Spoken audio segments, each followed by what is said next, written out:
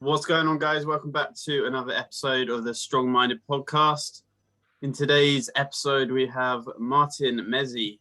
I don't know if I pronounced that correctly. Was that right? Close enough, brother. Close enough. Thanks for having me on, man. You're very welcome. So I think it's always best for the guests to introduce themselves and tell the audience a little bit about your background. Obviously, what we're going to be getting into today is mainly based around masculinity and helping men, as we both do. So do you want to tell the audience a little bit about yourself? Yeah, absolutely. So my name is Martin. I was originally from a tiny country called Hungary, but now I'm pretty much a global citizen. I'm based in Barcelona, Spain, and I'm a men's coach consultant. What that means is that I co-create businesses, or as I like to call them, impact and transformation machines with men's coaches, or really anybody who's a leader of masculine transformation. And well, I used to be a men's coach myself. So I used to coach men on authenticity, confidence, and relationships. But then throughout my journey, I discovered that I have actually a bigger gift for structuring businesses that are authentic and spiritually, emotionally, ethically aligned to the people that run them. And that's kind of how I ended up here. But the mission always remained the same for me. I just want to help as many men as possible, specifically when it comes to tapping into a healthy, balanced sense of masculinity. Ultimately, that is my mission. Mm-hmm. Awesome. So obviously, like, everyone's got a different version of masculinity and what they see as being healthy or unhealthy, I guess. But yeah, so I think that's something we can get into like a little bit later on. But do you want to kind of, obviously we're both men's coaches, we both work specifically with men. So do you want to kind of talk a little bit about why that's the case, why men specifically, what is driving that passion for you? Yeah, man, for sure. I mean, I'm even happy to address the first thing that you said because I think it's very good to clear up in the very big at the very beginning of conversations like these. Like, what are we talking about when we say masculine? Am I going to show you how to wear a leather jacket, ride a Harley Davidson, and smoke a cigar? You know, are we talking about that kind of masculinity, or is there something a little bit more to it? Mm-hmm. And so I like to give my definition of masculinity, which is very simply put, masculine energy is the energy that initiates, penetrates, and leads. Masculinity is the energy that initiates. So that's why men, for example, are expected to take the first step, right? We Mm-hmm. penetrate not only in the sexual sense, even though for sure that manifests itself in the sexual intercourse as well and the roles that we take on in society as well. But yeah, we penetrate, we break through obstacles. And lastly, we lead, right? So leadership, not in a hierarchical, sort of suppressive sense, but in a holistic, wholesome, and love centered sense, I would say belongs to masculine energy. Now, it's also important to clear up that masculine energy is not exclusive to men and feminine energy is not exclusive to women, right? So you can be a man and have a mix of feminine and masculine energy. And when both of those energies are present in you holistically in a healthy sense, then there's nothing wrong with having feminine energy as a man. In fact, that's where my journey began when I was not a traditional macho man. Growing up in my adolescent years, in my early adulthood years, I had quite a bit of feminine energy. Like, it may sound silly, but like I really liked plants and animals and fashion, and I liked kind of like the softer side of life as well. I wasn't all go for it, crush, crush, crush, push, push, push. Mm-hmm. I had more of a soft side. And initially, I felt a lot of shame around this, and I wanted to compensate for it by being a lot more what people told me was masculinity. And that created a lot of issues in my life, a lot of toxic and addictive behaviors. And really, long story short, me going through that journey and discovering what I just shared, that masculine energy is more than what you've seen in the Terminator or Rocky Balboa, right? Mm-hmm. Discovering that has led to a transformation that now I want to share with as many people as possible because it absolutely transformed my life. It is the reason that I'm able to do the job that I do, which I believe is my life purpose, and it feels extremely fulfilling. It is the reason that I'm engaged to the woman of my dreams, and it is the reason that I'm living the happy and fulfilling life that I live. And so I want to be able to share this gift with as many men as possible. Awesome. So obviously, yeah, I mean, I can definitely resonate with the having a bit more, probably more feminine energy. You know, growing up, I was raised mainly by my mom and my older sister. So, you know, I had a heavy feminine influence in my household up until the age I was around 8 or so. And I was encouraged to express my emotions and to, you know, to play and to just generally express myself and all the rest of it. But then I think as I've kind of grown older, I got more into personal development, self-improvement, got more into kind of red pill content as well. It's kind of interesting to see how our kind of early experiences shape the way that we kind of see the world.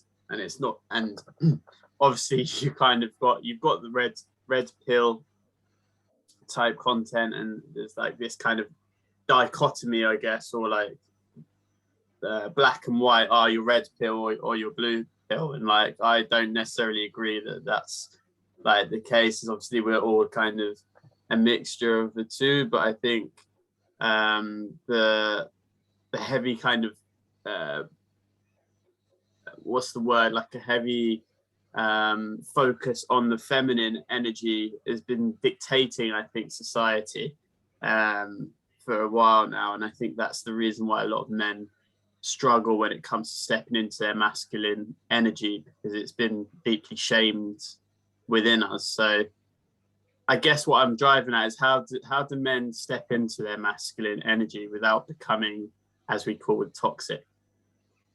Yeah, that's a great question, man. And there's a lot of wisdom and truth in what you said, and I think there's also a lot to unpack. So I would like to, before I answer your question, I would like to break down a few of those things so the answer can come through in its purest form.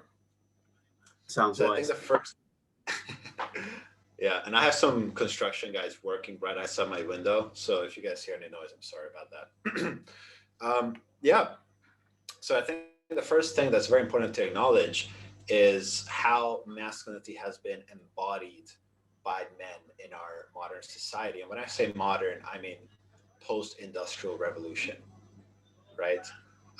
How has society shaped itself ever since we went through this crazy roller coaster? You know, we were an agricultural society and species once, and we had become an industrial and now species, and now we're in the information age, right? So we have gone through massive changes throughout that period. We've gone through more change in the past 1,000 years than we had gone through in the 10,000 years before that.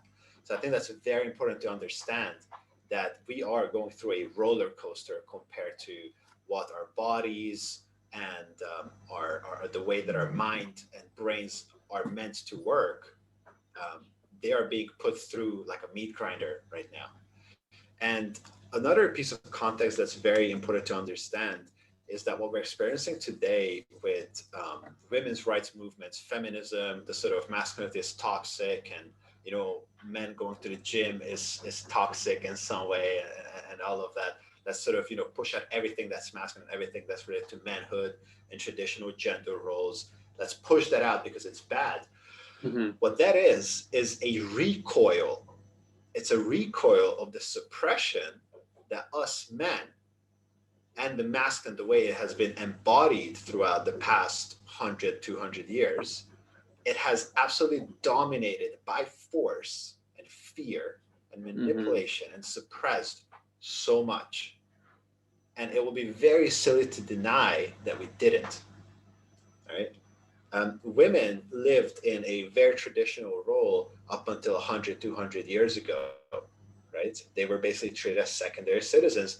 It was in the 50s, 60s that started just opening up, that women can vote, they can play a role in society.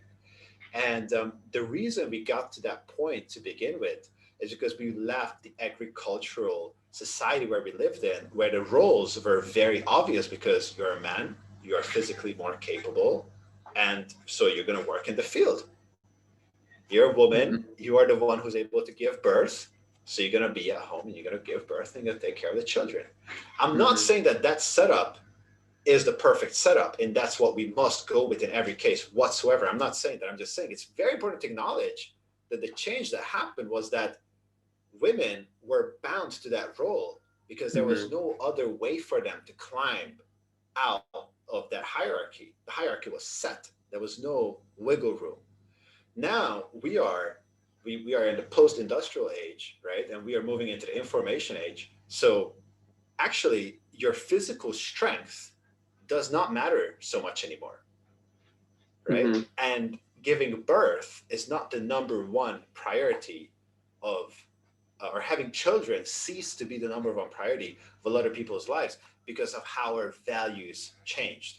Our values got rearranged into a new structure where, if we're being honest, economic growth has been made a priority, right? So we went from survival, take care of the field, protect our property, to, okay, there's all this technological innovation happening. Okay, we can break out, we can have, we can free ourselves, we can have more rights. And now we're going to, how do we grow as much economically as we can in our lifetime? And that just requires intellect. And there's a lot of extremely intelligent women out there. And now that they are able to break out of that role, right? Because physical strength is no longer required. Men don't have that grip anymore. There's a recoil, which is, we've been suppressed for all this time. We didn't have the power, right? Now we do. And so now we're going to play with that power and see what it's capable of. That's the way that I see it. That's what us men did too. We're like, we have the power. We're physically stronger. We're the household's leader. We're going to play with that power, see how far we can push it.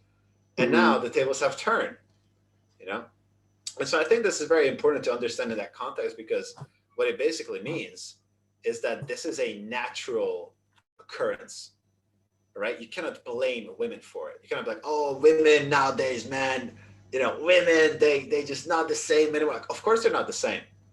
Our entire society, our entire planet has changed. Like, oh, they want, women's right to have feminism. Well, of course, ultimately, we can dive into the deeper aspects of it. Consciousness is always seeking to experiment and create every possible outcome. So consciousness is going to create an outcome where it's a male-dominated society. It's going to create an outcome where it's a female-dominated society. And there's going to be transitions in between where there's a constant struggle and back and forth.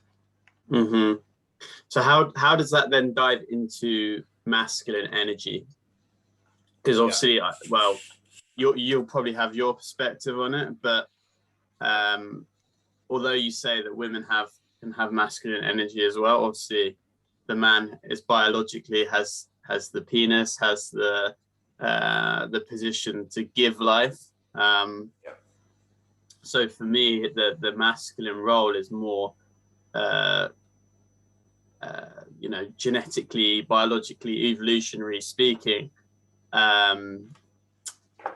what's the word, like conditioned to lead, I guess, and to build. And that's what we've seen for centuries and centuries, is men being the ones that are leading like society. So what are your kind of thoughts on that in terms of balancing the masculine and feminine energy? Should women be in positions of power? Is that going to be good for society? What are your thoughts on that? Well, first of all, I don't think that I have the right to pass judgment on that. I don't think I'm anybody to say that women should or should not be in positions of power. I think anybody who's able to develop the character which is required to be a good leader deserves to be in a position of power, no matter what gender you are. It is definitely true that there's biological factors, right? Like, men are born with a penis, women are born with, a vagina, ovaries, these are sort of like the biological basics that I'm not denying whatsoever. So don't get me wrong, the little speech I just gave about the cultural context and how, actually when you zoom out and look at the bigger picture, it's understandable what the human rights and feminist movements are doing right now. The point I was trying to make was not that gender is not real, or that there's no natural roles that we have. I think there definitely are. It's just a question of, as a man, how are you going to handle that? Are you going to get triggered, and are you going to feel threatened by the fact that this cultural shift is happening, right? And are you going to start screaming, no, let's go back to traditional family model where da-da-da. And I think again and again, history repeats itself, right? There are people who are all for progress, and there are people who are all for going back, right? Conserving the traditions, right? And the golden middle path is always a balance of the two, because you want to learn from the mistakes of the past, and you want to integrate the innovations of the present so you can move towards the future. So I think it's good that if we recognize that women who have a desire to lead should not be suppressed. I think that there are men out there who are now saying like, no, men like women like that should be suppressed. Go back to being a housewife. Go back to, like, hey, our society has fought for women to have a choice in this, and I think it would be really silly to take that choice away. Also, I do think that there needs to be more education about exactly what you just mentioned, which is that, yes, men are evolutionary, but through our evolution, we evolved to seek out, really, it comes down to sexuality, right? Like, as men, we seek out as many quality partners as possible, right? We want to, because we have almost infinite seed we can spread. We try to have, we're biologically programmed to have as many offsprings as possible. And because women have a lot more limited offsprings they can have, because it takes time. It's a very painful process, right? It takes time to raise the children.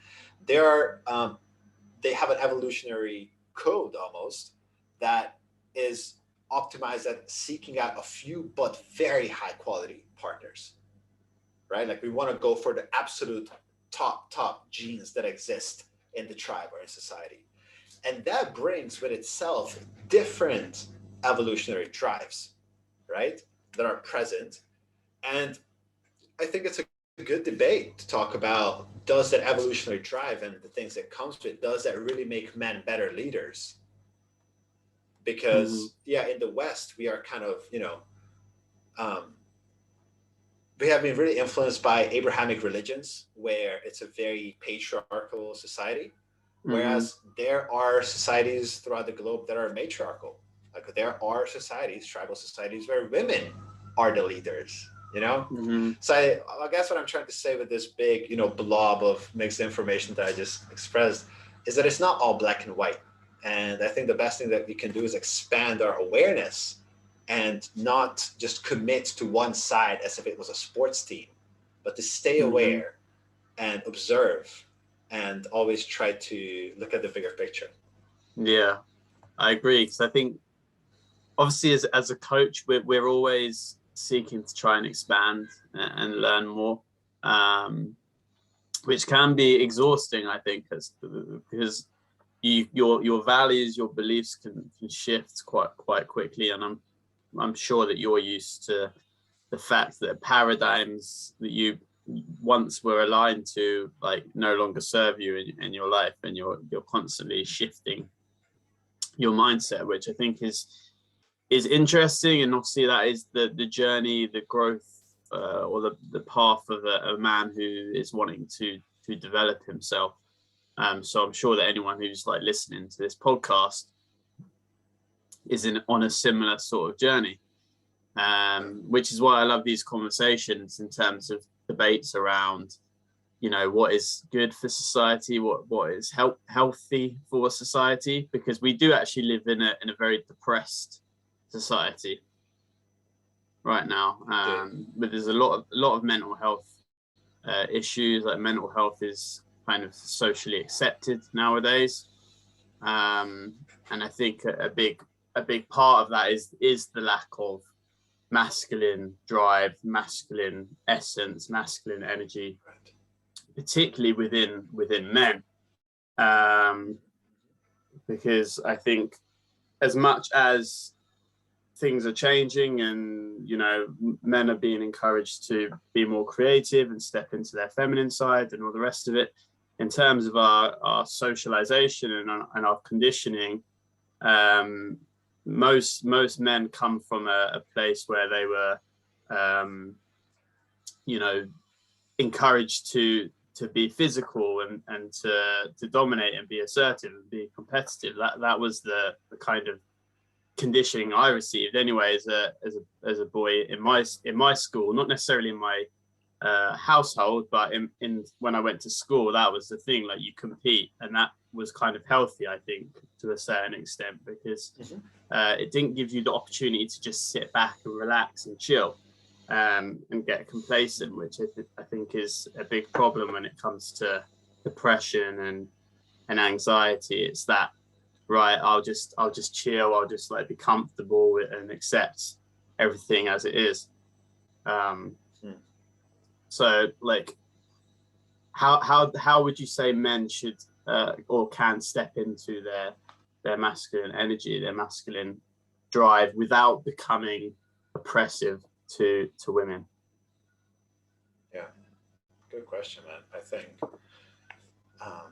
in a funny way, you can only be oppressive to women if you're oppressive to yourself, if you're oppressing the part of yourself which connects with women. And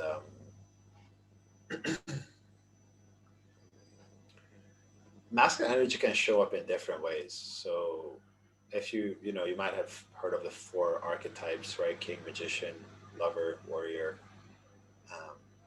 That these are concepts in Jungian psychology, and I'm not a huge Jungian psychology nerd or anything. I do like the topic, and I like this framework to explain it. These 4 characters basically represent the 4 aspects of masculinity. What's really interesting is that they both have sort of like a bright side when they show up in a wholesome, holistic way, and then they also have a shadow. So a man can embody his king, but that king can also turn into a tyrant. A man can embody his warrior, but that warrior can also turn into a bully. So I would offer a different perspective to what you just said, which is not that masculine energy is not present enough, it's just left and it's gone away, and men are too feminine these days. I would say that masculine energy has fallen into its shadow.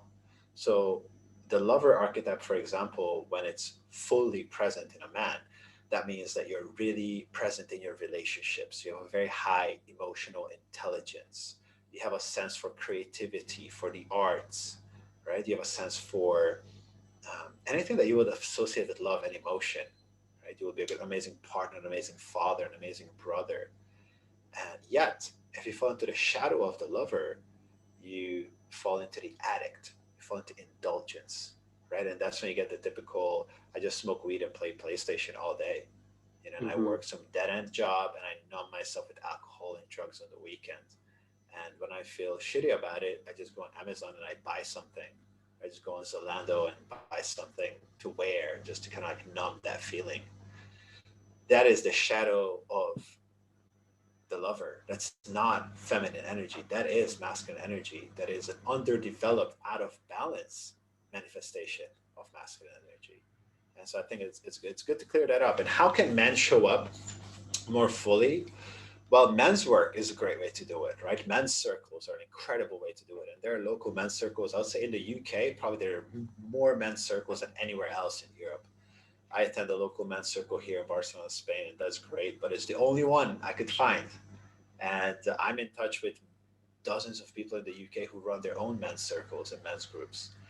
And those places are great because you get to show up and be witnessed in where you're at. You get to witness other people with where they're at, and you will feel it. You will notice things, right? You will notice like, oh wow, I'm passing judgment over this man based on the way that he looks or the way that he carries himself, the way that he speaks, and I'm passing judgment on myself, the way I'm showing up. Why? Why is that? Why is that we can't just sit in this room and just be and just connect? And just from that initiative, the layers of where your our shadow is, and then these archetypes will start unfolding. And yeah, maybe I'll pass the mic back to you so you can share your reflections about that. Yeah, I think for me personally, I'm a bit of a lone wolf, I would say. Maybe that goes back to sort of feeling alone as a child and not having any sort of too much male support, male bonding, but also experience a lack of loyalty on the side of men in my life, and also like just general friendships as well.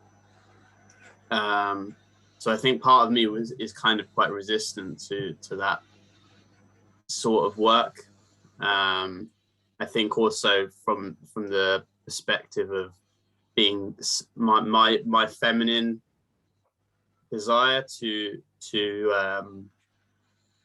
okay, I guess to express my emotions and to be kind of carefree and all the rest of it, and to be individualistic as well.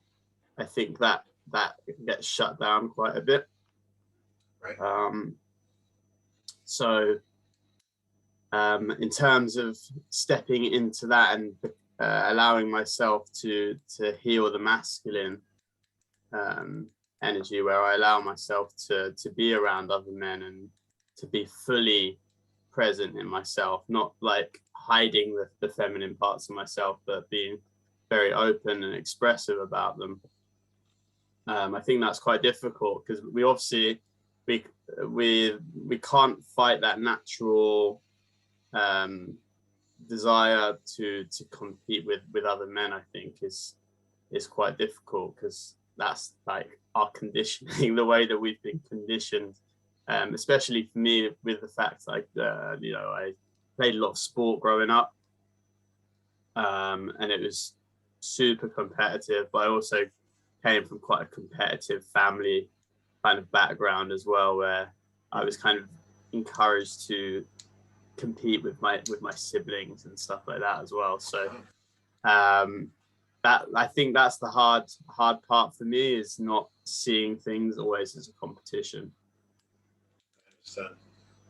So have you been to a men's group before? Have you done a men's circle before? I haven't actually, no. I don't know of any in the UK, to be honest. All right. Where are you? Which town are you based again? In Cambridge. I'm sure. I'll connect you with someone in Cambridge, man. If you want, of course. If you want, I also totally respect if it's not something that calls you. I'd be open to it, definitely. Cool, man. Because I can relate to a lot of what you said. Like, yeah, absolutely. It's also very interesting when I bring up men's circles.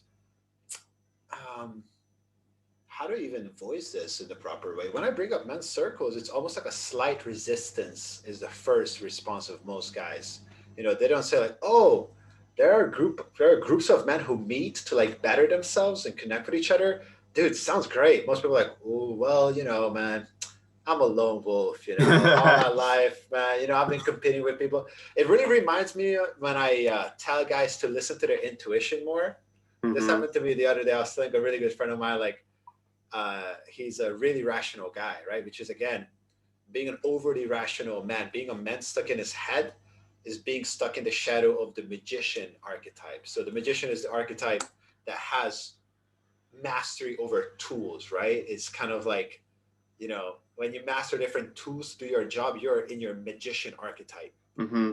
And the shadow of that is, one of the shadows of the archetype is the overthinker, right? Somebody who's like really stuck in their head. And I meet these men a lot. And I think some of the guys listening to this are probably like, yeah, that's me. I analyze things a lot. I tend to get stuck in my head. And whenever I tell those guys, you know what, man, I think it's great that you have such a strong mind and your mind is powerful. And there are times when you need your mind, but sometimes you need to listen to your intuition. Sometimes you need to feel with your whole body.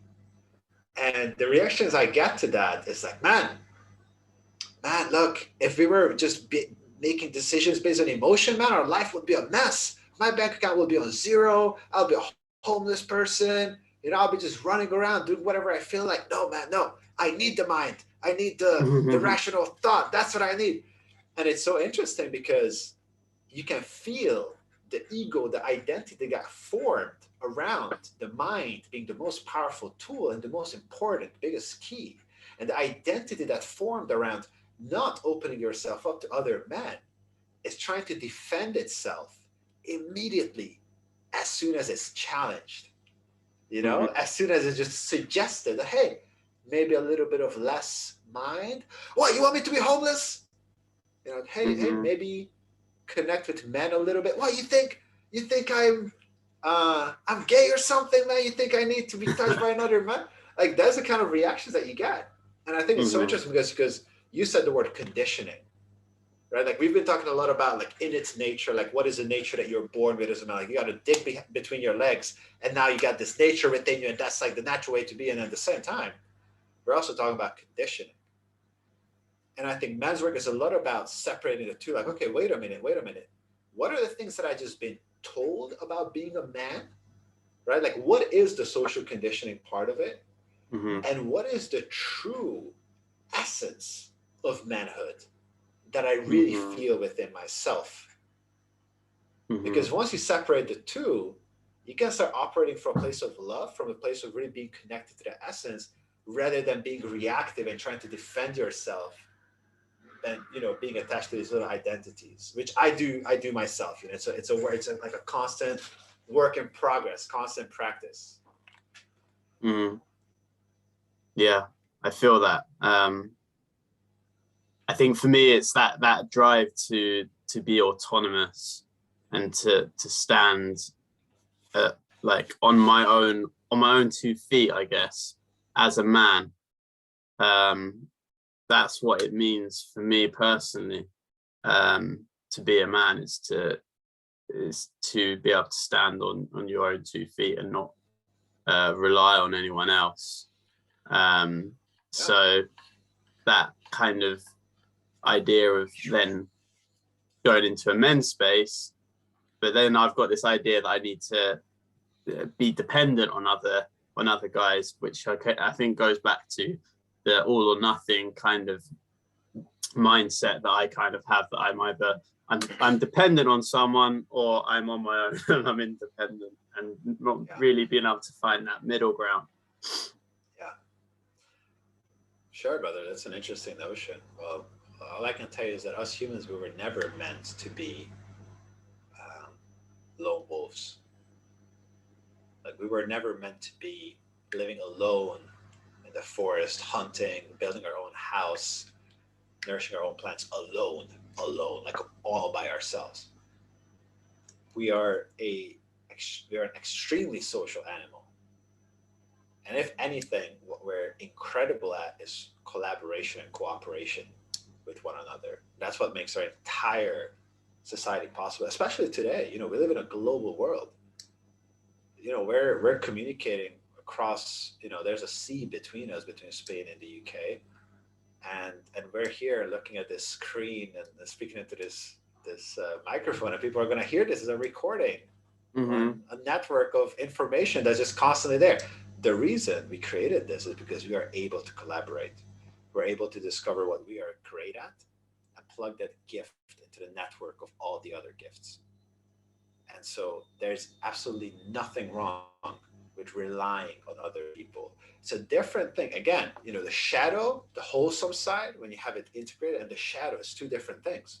You can be addicted, you can be codependent, right? But you can also just be very aware and use your resources and your connections in a smart way. I think it all comes down to personality. I think is a big one as well. Obviously, not something we've really touched on. So obviously we've talked a bit about masculine and feminine, like in terms of the energies, which is a very spiritual side or a spiritual way to get into it. But obviously you have like the different personality types as well. I don't know how much you're aware of personality types, and whether you think that plays into anything at all. But we all have developed certain strengths and certain weaknesses I think, and although it's important to play, to work on your weaknesses, I think it's also important to play to your strengths. So if you're constantly like trying to bring yourself up, like improve your weaknesses, and then you're not playing into your strengths, then you're not going to be particularly, confident. You're not going to feel particularly good about yourself. And I think a lot of people don't actually know where their strengths originate or are, because firstly, they haven't worked on them. And secondly, as a society, we're kind of encouraged to this idea of oneness, that we all need to be exactly the same. And for me, that's, again, that kind of suppresses that feminine side to be unique and to express yourself. Yeah, it's true, man. And there is truth in that. The masculine seeks freedom, which is what you express, like being independent. I guess it's freedom, right? And the feminine seeks to self-express in a way. And well, what I said earlier about plugging into the network, right? Like finding your biggest gift and plugging into the network. I think that plays a lot into masculinity and the path of a man. So I can feel ourselves talking about a lot of abstract things, and I kind of want to ground it a little bit. I want to bring it down to earth, so people listen to this don't just get like a what agricultural society information age. What are we talking about? What do you do as a man today? And I'll make it very simple, because yes, there's strengths and weaknesses, there are personality types, but there are basic human needs. Like you kind of like, I don't need sleep, that's not my personality type. I don't need food, that's not my personality type. I don't eat personality type. Like, no, it's not a thing, right? Every man should be meditating, moving, reading, journaling, and facing their fears. 5 things. Do these. I would add on to that. They need to be filling their life with purpose and meaning and something they're passionate about.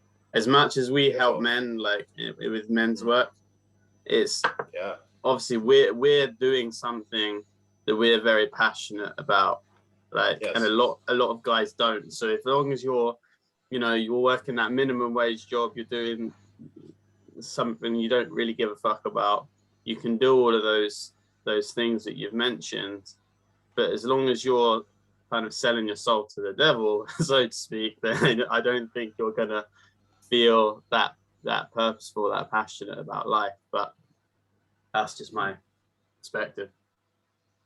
That's an interesting perspective. Yeah. Well, look, man, I was a dishwasher once. When I was going to university in Denmark, that was my job. I was a dishwasher, and my purpose at that time was to be a dishwasher. And I was meditating. I was working out a lot. I was journaling a lot. I was reading a lot of interesting books. That's when I read The Power of Now. It's a beautiful book by Eckhart Tolle, and it's kind of what started my spiritual journey, really. And I was a dishwasher. And I saw, and at that time, was there like a little bit of a sense of shame around it? I guess so. Yeah, of course. I felt like I'm kind of at the bottom of the ladder in terms of careers that you can have. But at the same time, and I felt like right now, this is my first job ever, and I'm just doing my best at it, and that's what I'm doing. And you know what? Somebody's gonna wash these dishes. Not everyone's gonna be out there building a business every stage of their life. No. Sometimes you gotta wash some dishes. And you know what? In fact, I'll say this, man. I think that shit was so good for me. That was so good for my character to be a dishwasher. And it was really good for my character to work in a call center. It was great for my character to do sales. It was also great for my character to be a yoga teacher. And all those things played into my purpose. So I don't think it's so much about, my purpose is to be and it's always something cool and fancy, some kind of a business owner, some kind of a CEO, some kind of a, something grandiose. Sometimes your purpose is built up of many, many layers, and you will go through the sort of shitty jobs at the beginning, probably. And as long as you remember your why, you remember what is it that you're working towards? What is it that you want to create? What are your values? What is the truth that you feel in your heart that you're going Mm-hmm. to bring into this reality? As long as you Mm-hmm. remember that and you show up from that space of love, Mm-hmm. that job at McDonald's can be that layer of your purpose right now. There's nothing wrong with that. Yeah, man. I agree actually. Like I've done like bar jobs and um swim teaching and sports coaching. I've done lots of different things. And as you say, they were kind of experiences that I needed to get myself to the place that I am today. But if I'd have had guidance and advice as much as I probably needed those learning experiences, and they were good for building my character, um, I think it's also our kind of role as men and as of coaches to help to accelerate that journey, so that they're Yes. not struggling on their own for those periods. Because I always knew, not from an arrogant sense of point of view, but that those jobs were not gonna do it for me. They weren't gonna, like, they weren't enough for me. Like I needed more. Um, and I knew that within myself. I didn't want to settle for mediocrity. So I guess the point is to, as you say, be the best at what you're doing currently right now. So if you're if you're working at McDonald's, be the best McDonald's worker. Like, there's still like skills that you can develop. There's nothing that you can develop if you're not giving 100% effort. So that's true within that sense. And I think that developing um, that attitude towards work and giving it everything your all will be important and serve you in anything that you do. But I think at the same time, you should be looking for things outside of that work that you want to do, like developing skills outside of that to give you an escape route from that thing that Fair you're point. doing. Fair point, man. Yeah, very true. Absolutely. Absolutely. At the end of the day, we tend to think of life in this very simple, rational way, right? Like we have a place where we're from. Hell, that's how I start my introduction. Nobody asked me, but that's how yeah, tell us, oh, I'm from this country. Like we Mm-hmm. still, we box ourselves in. Like I'm from this country and I hold this job title and this is how many years I've spent on this earth and whatnot. But at the end of the day, what really defines us is our character. You know, how do you show up? Do you keep your commitments to yourself? Do you keep your commitments to other people? Are you honest? What you just mentioned, do you give your best? Like, do you really make sure that you leave it all on the table? And those Mm-hmm. things will pay off in any field or area of life that you decide to go into. And they even apply to a relationship, and they apply to fitness, they apply to your daily habits, and they will apply to your business. So I think oftentimes when people think that, I suck at this job, I suck at being an employee, I suck at doing this. If I start my own business or if I change, then that's going to change. And then they change and shit doesn't change. Mm-hmm. Because the character is still the same.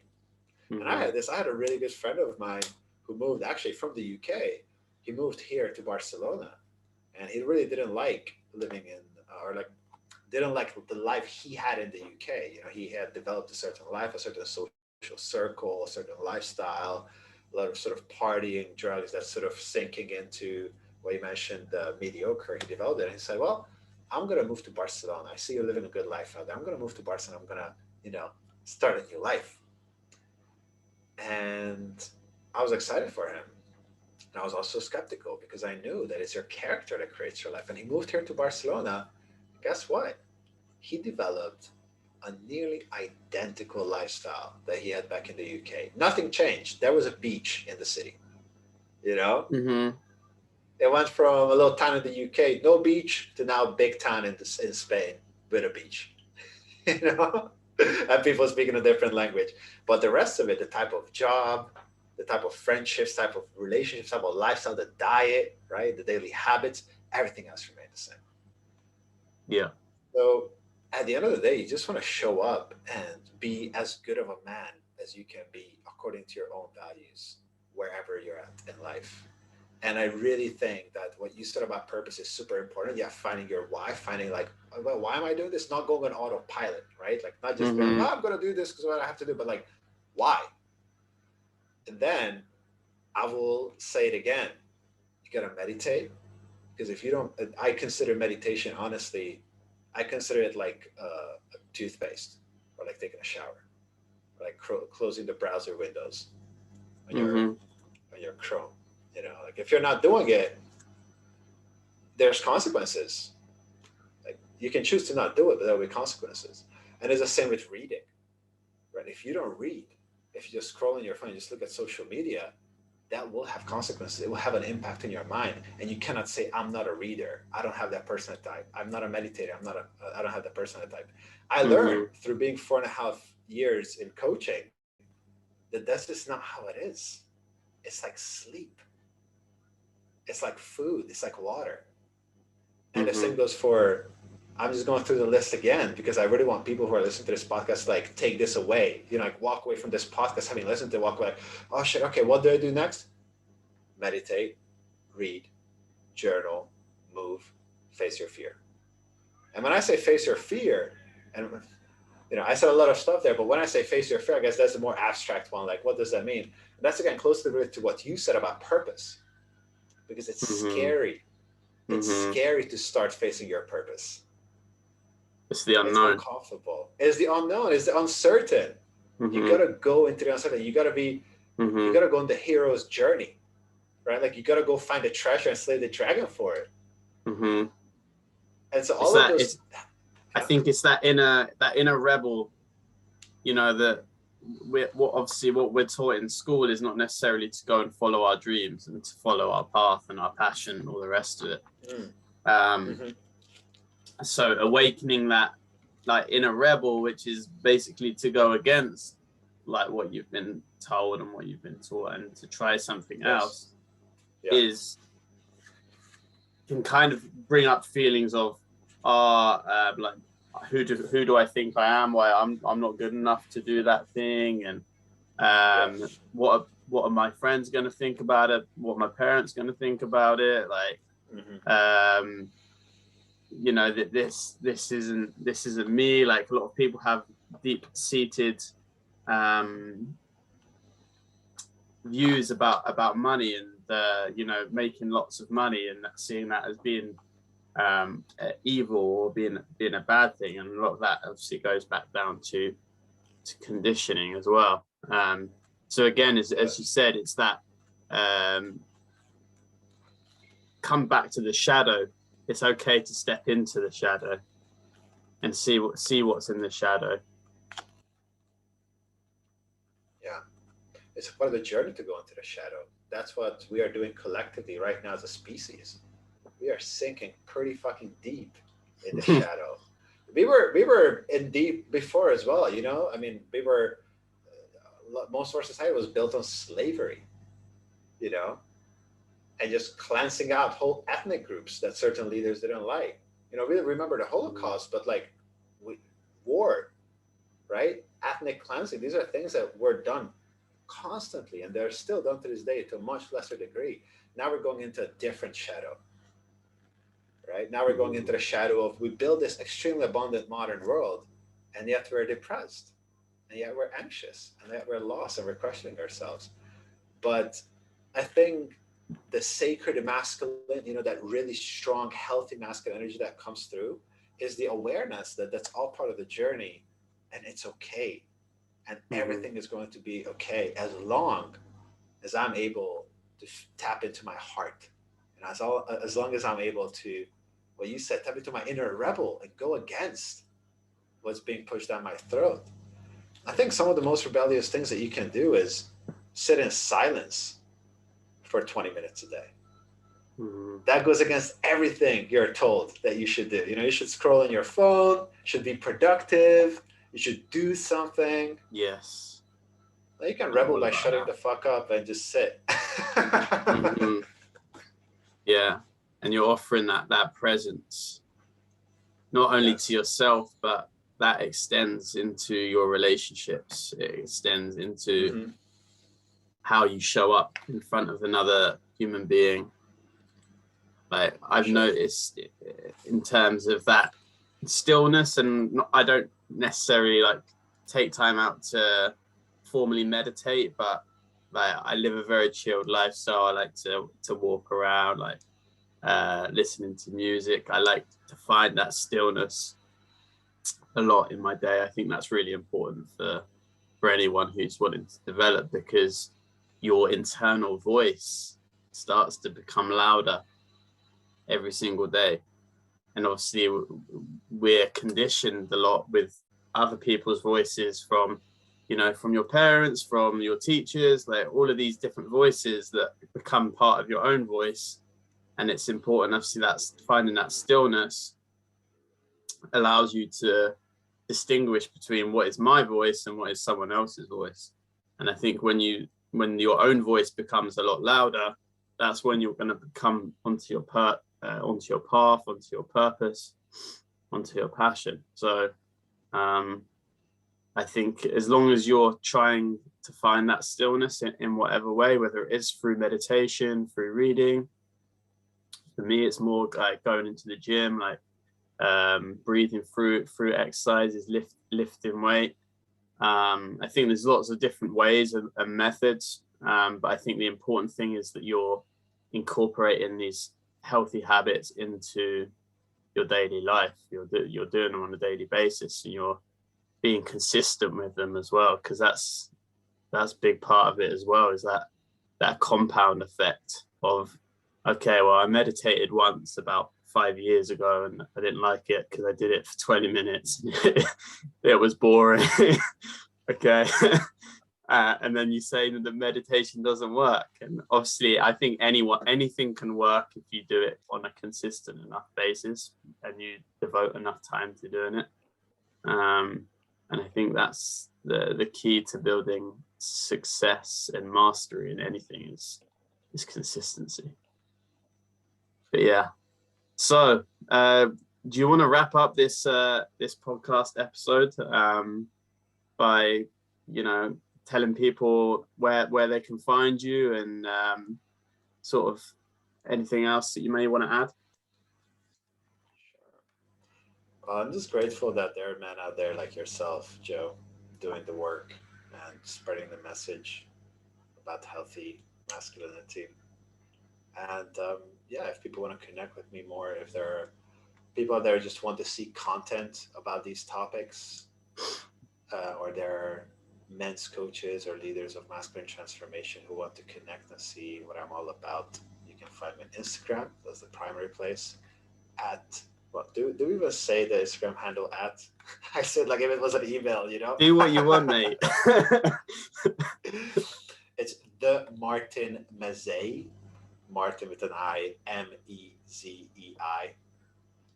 And I also have a website, which is mindfulmasculinity.org, O-R-G, like an organization. That's mindfulmasculinity.org. And these are the two main places that I use for connecting. Instagram has been a platform of preference. Which is funny. That's where we reconnected as well. After we ran away from a different platform. So I find there's a lot of cool leaders of this movement on Instagram right now, and it's a blessing to have that platform.